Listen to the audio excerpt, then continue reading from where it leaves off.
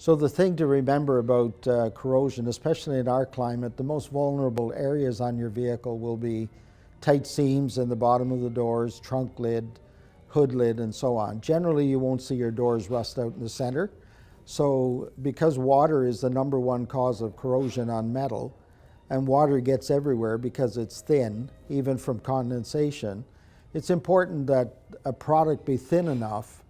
If it's going to be a proper rust inhibitor, it has to be thin enough to get inside the seams and crevices and around spot welds and areas where water gets, and have the ability to displace the water.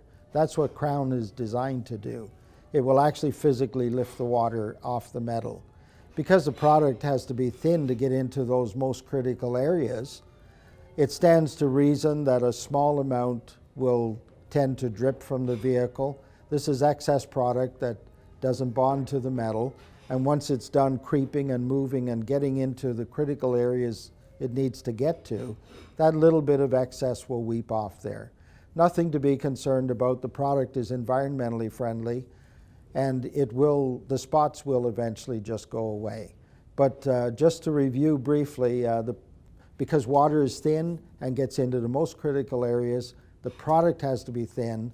Products that are too thick and too heavy will tend to trap water in. Krown will never trap water.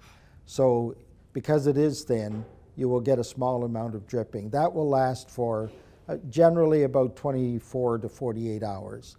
That takes care of the bulk of the dripping.